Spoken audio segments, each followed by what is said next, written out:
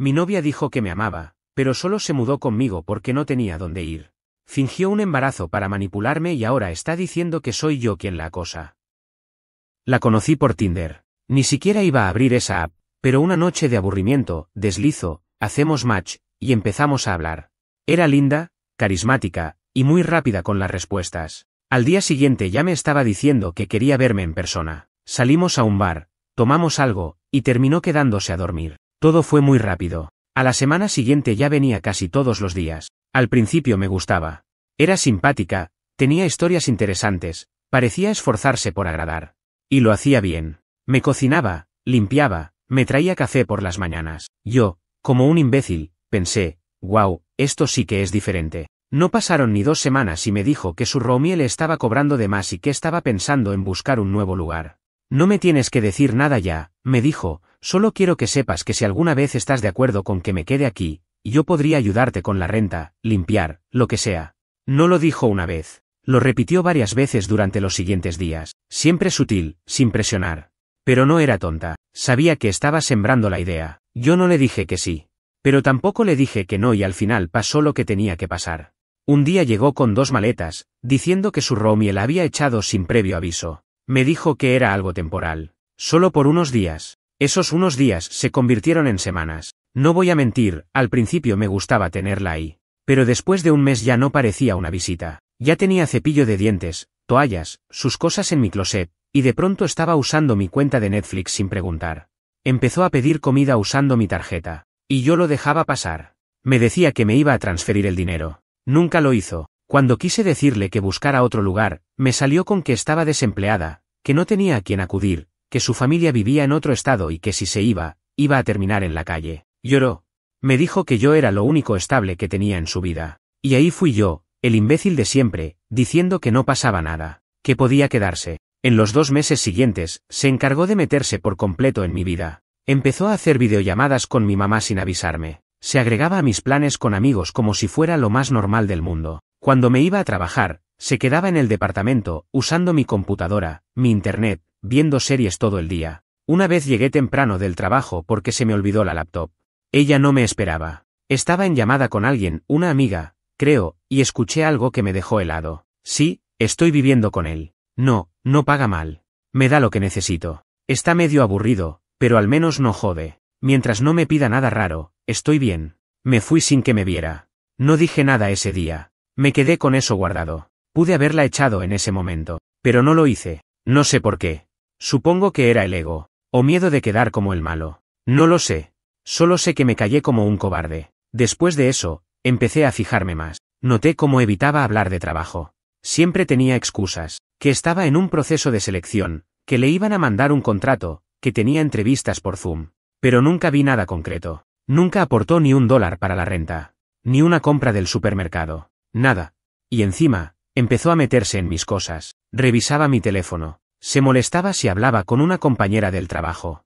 Me acusaba de ser distante, de que no le daba atención. Si discutíamos, se ponía a llorar, me decía que no sabía amar, que tenía problemas de apego. Y yo, otra vez, tragándome todo. Callado. Tragando mierda. Lo peor es que mi familia la adoraba. Ella supo exactamente cómo tratarlos. Los llamaba, les mandaba mensajes. Le contaba a mi madre lo difícil que era vivir conmigo, pero siempre se lo decía en tono de broma. Manipuladora como nadie. Empezaron a preguntarme por qué yo estaba tan apagado, por qué no le proponía algo más serio. Y ahí me di cuenta de que ella ya les estaba metiendo la idea del compromiso. Lo peor, mi madre me dijo, en serio, que no dejara escapar a una chica tan buena. No sabía cómo explicarle que esa mujer me estaba chupando la vida, que ya ni dormir bien podía, que llegaba del trabajo y quería solo paz, y lo que tenía era caos. Y si decía algo, se hacía la víctima. Me decía que me arrepentiría si la dejaba, que nadie iba a cuidarme como ella, que ella me amaba. La gota que colmó el vaso no fue algo grande, fue una tontería. Llegué un martes cualquiera y encontré mi tarjeta de crédito tirada en la mesa. La había usado para comprarse ropa. $487. Le dije que eso no era normal, que no podía simplemente usar mi tarjeta. Y me respondió con un, ¿y qué? No puedo darme un gusto después de todo lo que hago por ti. Todo lo que hace por mí. Ahí fue cuando algo en mí se rompió. Pero eso fue solo el principio, porque lo que vino después, fue mucho peor. Después de ese día con la tarjeta, no pude seguir como si nada. No le grité. No discutí. Solo me encerré en mi cuarto con la excusa de estar cansado del trabajo y me senté en la cama mirando la pared, pensando, porque eso que dijo, todo lo que hago por ti, me dejó repitiendo la frase en la cabeza durante horas. ¿Qué carajos hacía por mí? ¿Lavar los platos que ella misma ensuciaba? ¿Cocinar de vez en cuando algo que dejaba la cocina hecha un desastre? ¿Mirar Netflix en mi cuenta todo el día? ¿Eso era todo? Esa noche no dormí. Al día siguiente fui al trabajo sin bañarme, sin desayunar, sin hablarle. Y ella se dio cuenta. Empezó a mandarme mensajes desde temprano. ¿Estás molesto conmigo? No me gusta cuando estás así. Solo fue ropa, bebé. Los ignoré todos. A la hora del almuerzo me llamó, y ahí sí atendí. Me dijo que se sentía mal por lo de la tarjeta, que lo había hecho porque quería verse linda para mí, que se sentía fea, que yo la ignoraba. Y, como siempre, se puso a llorar. En alta voz, ahí en la oficina, con gente pasando por detrás. Tuve que colgar. Cuando llegué a casa esa noche, me pidió perdón de rodillas. Literal. En el piso de la cocina, llorando, abrazándome la cintura como si fuera una telenovela. Me decía que me amaba, que no quería perderme, que estaba dispuesta a cambiar. Y ahí fue cuando me dijo que pensaba que estaba embarazada. Eso fue lo que dijo. No que lo estuviera, que lo pensaba. Se me fue la sangre a los pies. No supe qué decir. Me quedé congelado. Pensé, no puede ser. Pero la miré a los ojos y no vi miedo. Vi algo parecido al triunfo. Le pregunté si ya se había hecho una prueba. Me dijo que no, que era muy pronto, que solo lo sospechaba porque su regla se había retrasado. Le dije que fuéramos juntos a una clínica a hacérsela. Me dijo que no, que prefería esperar un poco más. Yo no dije nada. Solo asentí. Pero esa noche dormí con los ojos abiertos. Y al día siguiente, sin decirle nada, compré una cámara pequeña y la escondí en la sala, apuntando hacia el escritorio donde ella pasaba el día. Ya no confiaba en nada. Necesitaba saber qué estaba pasando cuando yo no estaba. Me tomó menos de 48 horas para confirmar que no estaba loco. Revisando las grabaciones, la vi hablando por videollamada con una amiga, diciéndole que tenía un plan B si las cosas se ponían feas, que si yo la echaba, iba a decir que estaba embarazada, que eso siempre hacía que los hombres se calmaran, que no sabía si estaba o no, pero que funcionaba. Mientras él crea que estoy embarazada, no va a hacer ninguna locura. Y si se calma, igual me lo cojo y listo, problema resuelto. Así, textual, con esa frialdad. Esa noche no hablé. No comí. No dormí. El día siguiente fue sábado. Me desperté a las 7 de la mañana, tomé una ducha, me vestí y salí. No dije a dónde iba. Manejé sin rumbo, solo para no estar en ese departamento. Terminé en una cafetería vieja en Round Rock. Me senté solo. Tomé café hasta que me temblaban las manos. Pensé en todo. Podía confrontarla. Poner la grabación. ¿Echarla? Pero algo me decía que iba a convertir eso en otra actuación. Iba a llorar. Iba a decir que lo dijo en broma. Que estaba asustada. Iba a dar vuelta todo. Como siempre. Entonces decidí hacer algo diferente. Empecé a recolectar pruebas. Guardé la grabación en varias copias. Envié una a mi correo, otra a una carpeta en la nube, otra en un USB que escondí en el coche. Empecé a registrar las conversaciones. Guardé capturas de sus compras con mi tarjeta. Mensajes donde ella me hablaba como si todo fuera suyo. Lo hice en silencio, sonriendo, fingiendo que todo estaba bien. Pero lo que vino después fue peor. Porque cuando empezó a notar que yo estaba más tranquilo, pensó que su plan había funcionado. Empezó a hablar de nuestra familia, de decorar la habitación para el bebé, de nombres. Hasta ahí yo aguanté. Pero lo que me quebró fue un mensaje que le envió a mi madre. Le dijo que me había dado una nueva razón para vivir, que estaba feliz de formar parte de nuestra familia, que era el momento de pensar en matrimonio. Y mi mamá, bendita sea, le respondió con un estamos muy felices por ustedes, querida. Me dieron ganas de vomitar.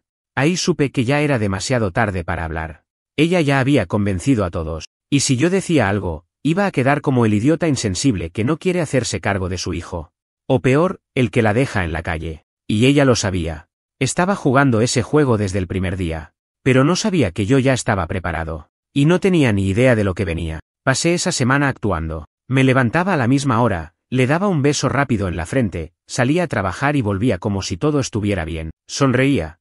Le preguntaba cómo se sentía, si había tenido náusea. Incluso me ofrecía acompañarla a la clínica cuando quisiera hacerse la prueba. Ella, por supuesto, me decía que aún no estaba lista, que quería esperar un poco más por si acaso no era real. Yo decía que estaba bien. Por dentro me ardía el estómago. Mientras tanto, seguía organizando todo. Pedí unos días libres en el trabajo. Le dije que era por estrés. En realidad, los usé para buscar un abogado. Encontré uno en el centro, no era barato, pero sabía de qué hablaba. Le conté todo. Absolutamente todo. No me juzgó, solo escuchó. Cuando terminé, me miró serio y me dijo, vas a tener que ser muy inteligente con esto. Si ella realmente está embarazada, lo mejor es esperar la prueba. Pero si no lo está, tenemos que dejarlo bien documentado, porque si esto explota, puede armarte un infierno legal. Le mostré el vídeo. Lo guardó en su expediente. Me dijo que estaba bien protegido. Me sentí un poco más seguro, pero no podía bajar la guardia. Mientras tanto, ella seguía metida en mi casa, usando mi dinero, mi espacio, mi tiempo. Una tarde regresé y la encontré reorganizando mis cosas. Tiró un par de cajas con papeles viejos y me dijo que lo hacía para hacer espacio para el bebé. Le dije que no tocara mis cosas sin avisar. Se molestó. Dijo que yo estaba muy tenso, que desde que le había contado lo del embarazo, estaba actuando raro. No sabía si quería gritar o reírme en su cara. Pasaron unos días. Empecé a ver pequeños cambios en ella, como si supiera que algo no estaba encajando. Dejó de hablar tanto del supuesto bebé. No volvió a mencionar la prueba. Se la pasaba más tiempo en su celular. Empezó a salir más seguido, sin decir a dónde. Y cuando volvía, no quería hablar. Ahí fue cuando empecé a sospechar algo más. Así que, una noche, después de que se quedó dormida, revisé su teléfono. Sé que está mal. No lo justifico. Pero no me arrepiento. Tenía un chat con alguien guardado como meme. Era un tipo. No sé quién, pero no era su primo, ni su hermano, ni nada por el estilo. Los mensajes eran viejos, pero el tono era claro. Muy claro. Flirteo. Planes para verse. Fotos que ella le había mandado. No eran recientes, pero me bastó para entender que no era la primera vez que jugaba con más de un tipo al mismo tiempo. Volví a guardar todo como estaba y me acosté sin decir nada. Esa noche decidí que tenía que sacarla de mi vida ya. Al día siguiente fui al banco y cancelé las tarjetas adicionales. También desactivé las automáticas. Me aseguré de que todo estuviera a mi nombre. Cambié contraseñas. Puse clave en mi computadora personal. Y dejé el celular en modo sin notificaciones cuando estaba en casa. Ella se dio cuenta. Me preguntó qué pasaba. Le dije que estaba enfocado en el trabajo. Me respondió con un parece que ya no te importa esta familia. Esa palabra otra vez. ¿Familia? Me le quedé mirando. Por dentro quería decirle, ni tú sabes si estás embarazada, hija de puta. Pero no dije nada, porque ya tenía el día exacto en mente. Un viernes por la noche, le dije que me iba a ver con unos amigos. Me fui al Airbnb que ya había reservado días antes. Un lugar pequeño, al norte de Austin. Silencioso. Me llevé mi laptop, mi USB con las grabaciones, mis documentos importantes. Dejé el resto. Al día siguiente, sábado por la mañana, le mandé un mensaje. Solo decía, no voy a volver. Puedes quedarte hasta el martes. Después de eso, necesito que te vayas. Ya hablé con un abogado. No hay ningún compromiso entre nosotros. No estás embarazada. Lo sé. No juegues conmigo. Ella me respondió en menos de 5 minutos. Un mensaje enorme, lleno de insultos. Que yo era un manipulador, un cobarde, un hombre sin huevos. Que cómo podía abandonarla así. Que lo del embarazo era real. Que me iba a arrepentir. No respondí. A la hora, me llamó. No atendí. Me mandó un audio llorando, diciendo que no tenía a dónde ir, que si me quería ir, que al menos la ayudara a buscar otro lugar, que ella no tenía familia aquí, que no podía quedarse en la calle. Yo ya había llamado a su madre. La encontré en Facebook, le mandé un mensaje privado y le expliqué la situación sin entrar en muchos detalles. Ella me respondió rápido. Me dijo que eso no era la primera vez que pasaba, que su hija tenía esa costumbre de colgarse de otros, que no se hablara más, que ella se haría cargo. Le pasé la dirección. Y me olvidé. El lunes, su madre me mandó otro mensaje. Me dijo que ya estaba con ella, que se la llevó. Que no entendía cómo había llegado tan lejos con esto. Le respondí, yo tampoco. Y pensé que ahí se acababa todo. Pero no. Porque el martes por la tarde, recibí un sobre en mi Airbnb, sin remitente. Adentro había una prueba de embarazo, positiva, y una nota.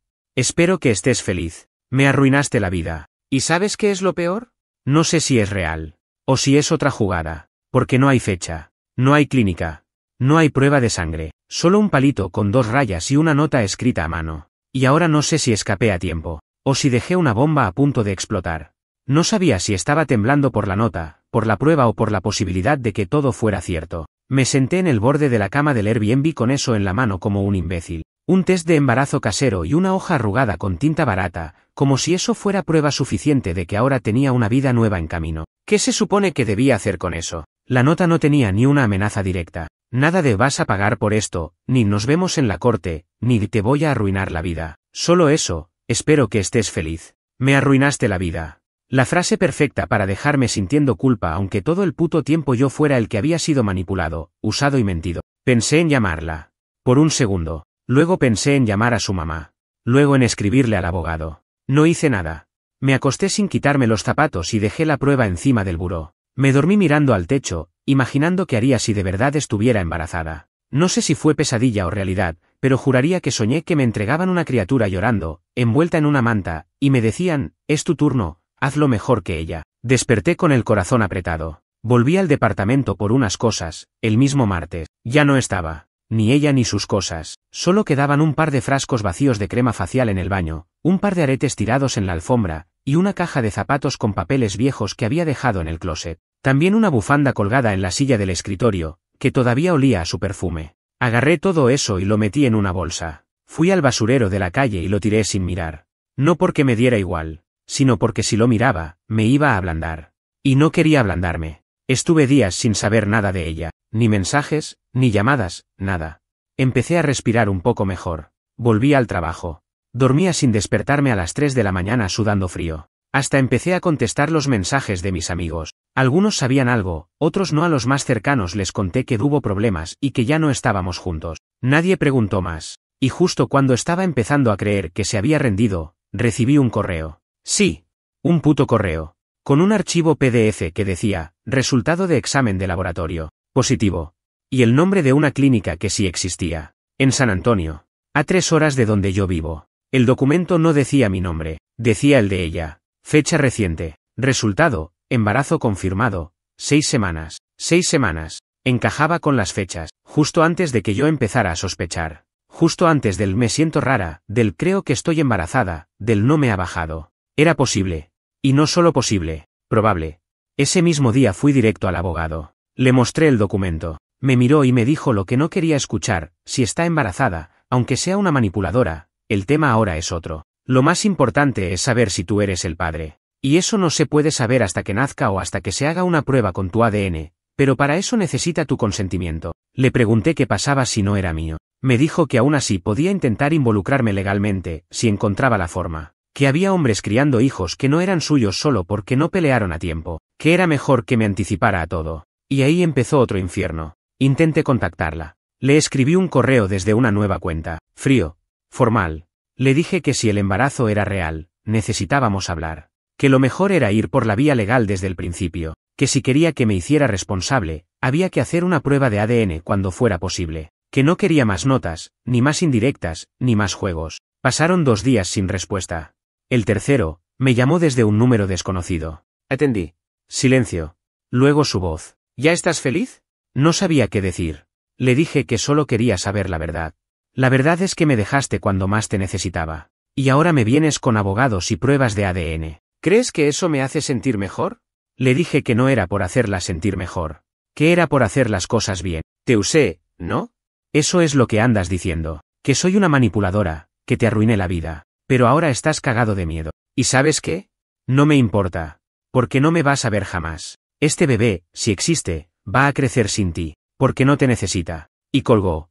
Así, sin más. Me quedé con el teléfono en la mano y la cabeza llena de ruido. Si no quería que me hiciera cargo, ¿por qué me mandaba pruebas? ¿Por qué mandarme una prueba clínica y después decir que no iba a volver a verme? No cuadraba. Me estaba preparando para una demanda. Para una jugada sucia. Para un plan que todavía no entendía. Porque si algo había aprendido de ella, era que nunca hacía nada sin un motivo. Y si me estaba diciendo que no me necesitaba, probablemente significaba que estaba tratando de asustarme. O manipularme otra vez. O las dos cosas al mismo tiempo. Pero entonces, un viernes cualquiera, mientras almorzaba solo en una taquería, recibí un mensaje de una cuenta de Instagram que no conocía. ¿Eres tú el tipo con el que vivía? Nombre de ella. Soy su hermana. Tenemos que hablar. Y ahí supe que algo más venía. Algo que no iba a gustarme nada. No respondí ese mensaje de inmediato. Me quedé mirándolo un buen rato, con la pantalla en la mano, mientras el taco que estaba comiendo se enfriaba. No sabía si era otra cuenta falsa, otro intento de ella para seguir jugando conmigo desde otra dirección. Pero algo en el mensaje era distinto. No usaba diminutivos, no decía hola ni intentaba sonar amistosa. Solo, tenemos que hablar. Abrí la cuenta. Solo tenía una foto de perfil y 2 publicaciones, una selfie con una niña pequeña, y otra de lo que parecía ser un funeral, por cómo estaban todos vestidos. Ninguna de las fotos tenía su cara, así que no podía confirmar si era realmente alguien de su familia, pero tenía seguidores en común, gente que había visto etiquetada en las fotos de ella. Ahí supe que era real. Le respondí 2 horas después, cuando ya estaba en casa, encerrado, con el estómago dando vueltas. ¿Por qué quieres hablar conmigo? Tardó unos minutos en contestar. Es sobre mi hermana. Necesito contarte algo que nadie más te va a decir. No tenía ganas de seguir jugando al detective. Le pedí que fuera directa. Me dijo que prefería hablar por llamada. Accedí. La voz al otro lado era firme, un poco seca. No lloraba, no parecía quebrada. Me habló como alguien que ya había pasado por demasiado y no tenía tiempo para bullshit. Me dijo que no iba a defender a su hermana, pero que tampoco estaba buscando atacarla. Que solo quería que yo supiera en qué me había metido. Y ahí me soltó todo. Según ella, su hermana, la que vivió conmigo durante meses, había estado en la misma situación antes. 2 veces, 2 malditas veces, con tipos distintos. Se hacía la víctima, se metía en sus casas, usaba su supuesto embarazo como herramienta para mantenerlos cerca, para obtener cosas. En un caso, incluso se fue a vivir con uno a Florida. Lo dejó sin decir nada una semana después de que le comprara un coche usado para que se moviera mejor con el bebé. Nunca hubo bebé. Le pregunté si estaba segura. Me dijo que sí, que su hermana siempre había tenido una relación complicada con la verdad, que en su casa sabían que era inestable, manipuladora, que cada tanto alguien tenía que limpiar los desastres que dejaba. Le pregunté por qué me lo decía a mí. Me dijo que esta vez había ido demasiado lejos, que su madre estaba harta, que ella misma la había tenido que ir a buscar cuando la saqué del departamento, y que en esos días su hermana había estado mal, muy mal. Decía cosas raras, hablaba sola, tenía ataques de ansiedad, lloraba, gritaba, decía que su vida no tenía sentido. Me callé. No sabía qué decir. Ella continuó. Me dijo que no sabía si el embarazo era real o no, que su hermana se había ido a la clínica, pero que no le había mostrado el resultado a nadie, solo les dijo que estaba embarazada, que incluso su madre dudaba. No es que esté mintiendo siempre, me dijo. Es que no sabe cuándo dejar de actuar. No distingue entre lo que siente y lo que inventa. Es como si necesitara creer en sus propias mentiras para sobrevivir. Le pregunté si quería que me hiciera cargo, si ese era el punto de la llamada. Me dijo que no. Solo te llamo porque ella no va a parar. Y yo ya no puedo protegerla más. Vos hace lo que quieras, pero no te va a dejar en paz. Ya no se trata de vos, se trata de que necesita que alguien la escuche. Y vos eras esa persona. Aunque no deberías serlo. Colgamos. Me quedé en silencio como 1 hora, con el teléfono en la mano, como un idiota, pensando en todo, en los mensajes, en la prueba, en la nota, en la llamada, en lo que había dicho su hermana, y por un momento me sentí culpable, no por haberla echado, sino por haberme involucrado en primer lugar. Esa noche soñé que ella se paraba frente a la puerta del Airbnb con una panza de 6 meses, tocando sin parar. Yo no abría, solo miraba desde la ventana como insistía, como lloraba, como gritaba, hasta que se iba, arrastrando los pies, y detrás de ella quedaban huellas de sangre. Me levanté bañado en sudor. Esa semana traté de volver a la rutina, pero era imposible. Cada vez que me llegaba un correo, pensaba que era ella. Cada vez que mi celular vibraba, sentía un nudo en la garganta. Revisaba si era un número desconocido, si era ella. No volvió a llamar. Pero una noche, cuando estaba volviendo del trabajo, vi algo desde el auto que me dejó helado. ¿Ella? Parada frente a mi viejo departamento. Tenía una mochila en la espalda. Estaba sola. No se movía. Solo miraba el edificio, como si estuviera esperando, o recordando, o buscando algo que ya no estaba ahí. No me vio. No bajé. Seguí de largo. Y ahí entendí que no se había ido realmente, que seguía cerca. Que no importaba cuántas llamadas ignorara, cuántas cuentas bloqueara, cuántos kilómetros pusiera entre nosotros, ella no iba a soltar. No porque me quisiera, sino porque no sabía existir sin alguien que le creyera. Y yo fui ese alguien, durante mucho tiempo. Ahora no sabía cómo cerrarlo todo sin que reventara en mi cara. Porque aunque no tenía pruebas reales, aunque todo apuntaba a que el embarazo era otra jugada, una parte de mí no estaba segura. Y eso era suficiente para tenerme atado. Después de verla parada ahí, frente al edificio donde solíamos vivir, me dije que necesitaba actuar antes de que todo se saliera de control. Era obvio que ella no había cerrado nada. Tal vez no iba a tocarme la puerta, pero me estaba rondando. Y no sabía si era porque me quería joder, porque de verdad estaba embarazada, o porque simplemente no tenía a dónde ir y yo seguía siendo su última opción. No sé si me dio lástima o miedo, pero esa misma noche llamé de nuevo a mi abogado. Le conté todo, el correo con el PDF, la llamada con la hermana, haberla visto frente al departamento. Me preguntó si tenía pruebas. Le dije que no, solo lo que había contado ella. Me dijo que, Si yo quería evitar problemas en serio más adelante, lo mejor era enviarle una notificación formal, algo que dejara registro de que yo ya no tenía ninguna relación con esa persona. Y que si existía un embarazo real, el camino era el legal, punto. Así que eso hicimos. Una semana después, le llegó una carta certificada. No era una amenaza. No era una denuncia, solo un aviso, que cualquier contacto debía hacerse a través de representación legal. Que, si estaba embarazada, se pidiera una prueba formal de paternidad bajo supervisión médica, que no se la iba a perseguir, pero tampoco se iba a permitir que se apareciera más en mi vida sin aviso. Ella nunca firmó el recibo. La carta volvió. Se negó a aceptarla. Y eso, según el abogado, ya decía mucho. Pasaron 2 semanas en silencio total. Nada de llamadas, ni correos, ni mensajitos de Instagram con nombres falsos. Me empecé a calmar. Volví a dormir. Hasta me animé a salir con unos amigos a un bar. Nada raro. Solo cerveza, risas, distraer la cabeza. Hasta que, una madrugada, me llegó un mensaje de uno de mis excompañeros de trabajo. Gente con la que apenas hablaba. El mensaje decía, bro, esto es verdad. Y tenía un link a un post en Facebook. No me imaginaba lo que iba a ver. Era una publicación larguísima, hecha desde un perfil que tenía su cara pero otro nombre. Un nombre de fantasía. En el post, contaba que había sido víctima de abandono emocional por parte de un exnovio que la había dejado embarazada y sola en una ciudad que no conocía. Que ella nunca pidió nada pero que él le cerró todas las puertas y que ahora estaba tratando de reconstruir su vida mientras ese hombre negaba la existencia de su hijo. No mencionaba mi nombre, pero los que habían visto mis historias, las fotos de meses atrás, sabían. Había comentarios, algunos dándole apoyo, otros preguntando cosas como ¿y no podés denunciarlo? Uno incluso decía, mostrale la cara, escráchalo. No contesté nada. No toqué nada. Solo se lo mandé al abogado. Me llamó a la hora. Bueno, me dijo, ahora sí esto ya cruzó una línea. Tuvimos que preparar un descargo. No público, no en redes, pero sí un documento formal con fechas, pruebas, capturas, audios. Todo lo que yo tenía guardado desde el principio, desde los primeros mensajes donde me decía que no tenía cómo pagar el alquiler, hasta la grabación donde le contaba a su amiga que fingir embarazo era una opción si las cosas se complicaban. Y ahí apareció otro problema. Ella había empezado a armar su historia en redes, no solo en Facebook. Había hecho un TikTok.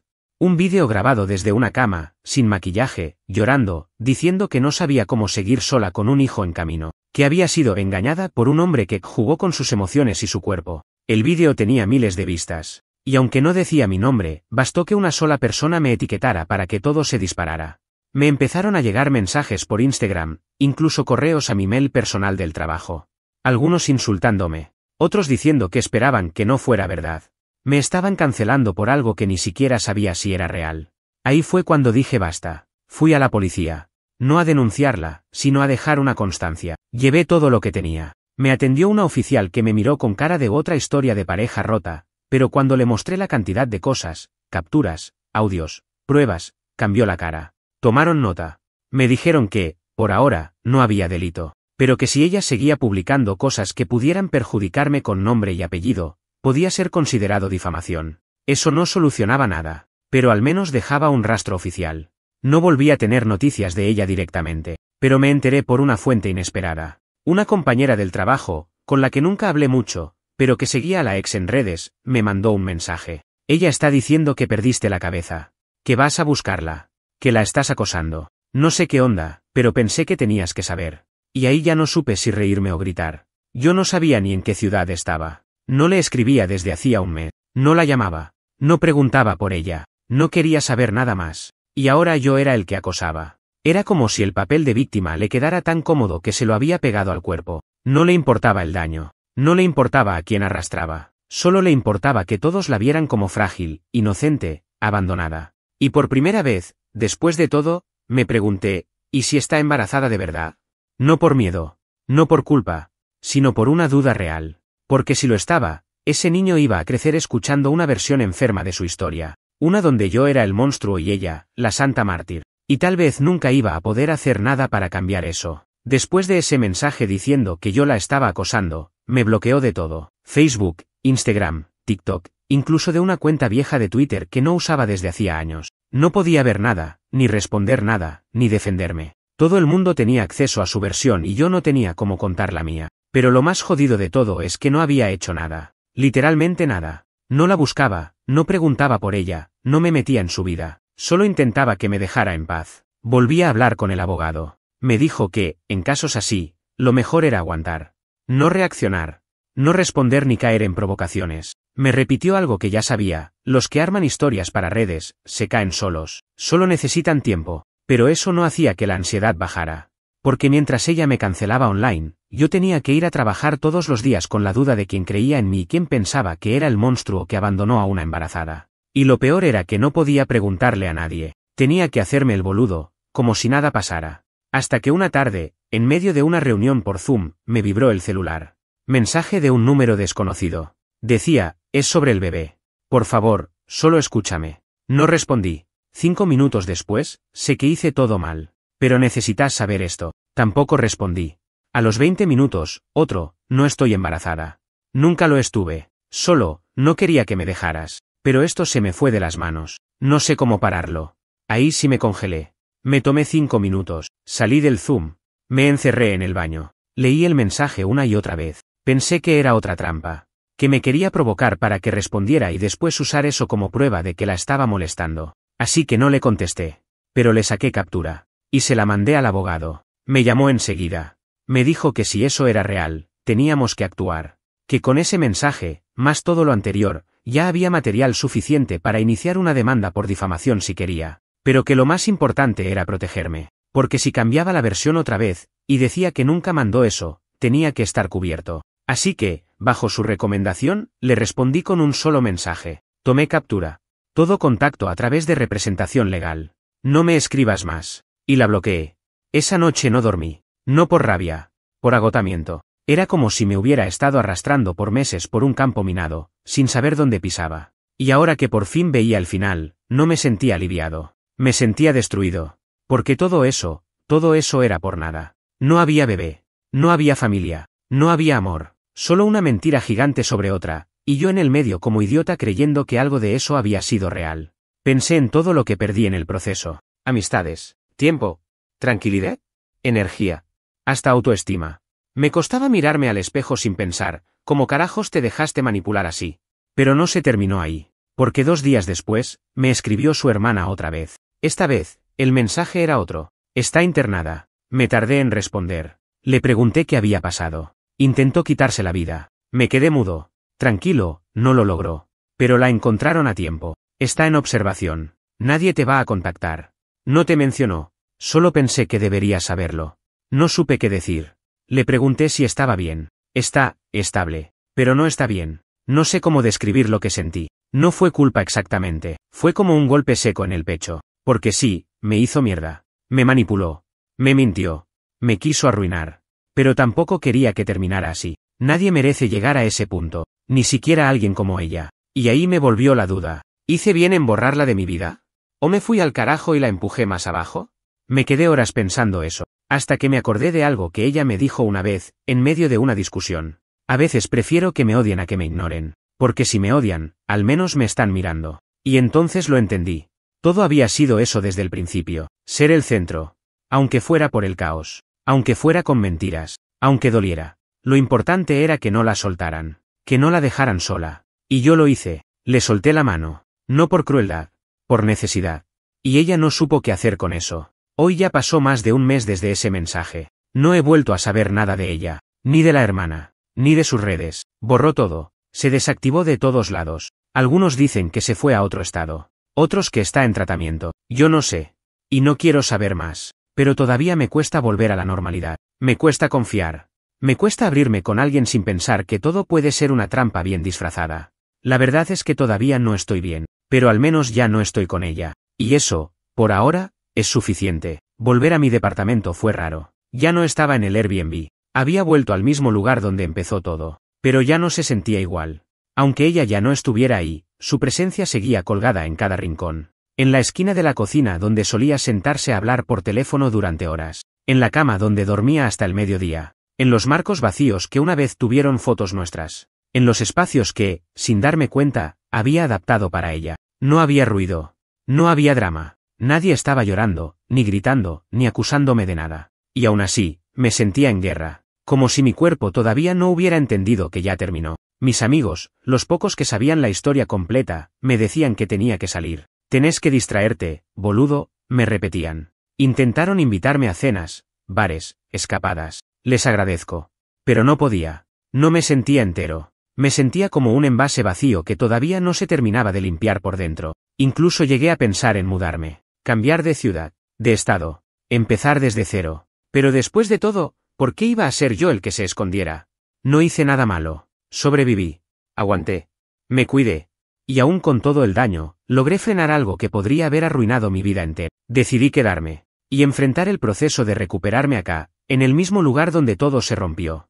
Aunque duela. Aunque tarde. Hace poco, me crucé con alguien que no esperaba. Una excompañera del trabajo. De esas que jamás te escriben, pero que saben todo lo que pasa. Me la encontré en una tienda. Me saludó como si nada, como si no hubiera estado viendo los TikToks, los posts, los comentarios, como si no me hubiera evitado durante semanas. Le respondí con cortesía. Me preguntó si estaba bien. Le dije que sí. Que por fin las cosas se habían calmado. «Qué historia loca, ¿no?», me dijo, sonriendo como si fuera chisme. No le respondí. Solo le dije que no todo lo que parece es verdad. Y me fui. Tuve que aprender a vivir con eso. Con la idea de que para muchos voy a ser el tipo que la dejó embarazada y se lavó las manos. Aunque no haya embarazo. Aunque no haya pruebas. Aunque ella misma haya admitido que todo fue mentira. No todos van a saberlo. Y aunque lo supieran, tampoco todos lo van a creer. Eso es lo que más cuesta aceptar. Que hay cosas que no podés reparar. Gente que no va a escuchar tu versión. Personas que te van a juzgar por lo que vieron en una pantalla, por un vídeo con lágrimas falsas, por una historia bien contada. Porque si algo me quedó claro de todo esto, es que la verdad no siempre gana. A veces gana la historia que más impacto tiene. Y la mía no era interesante. Era un tipo común, trabajando, que se enamoró de alguien rota y terminó más roto que ella. Nadie hace virales con eso. Nadie le pone like a eso. Un par de semanas atrás, recibí una carta. No tenía remitente, pero reconocí la letra. No la abrí al instante. Me costó. Cuando lo hice, era solo una hoja escrita a mano. Sin firma. Sin disculpa. Solo decía. A veces me pregunto si todo hubiera sido distinto si te decía la verdad desde el principio. Pero ya ni sé cuál era la verdad. Perdón por no saber querer. Perdón por haber arruinado algo que no sé si era real, pero que a veces extraño. Eso fue todo. No contesté. No sé si esperaba que lo hiciera. No venía dirección, ni teléfono, ni forma de rastrearla. Tampoco lo intenté.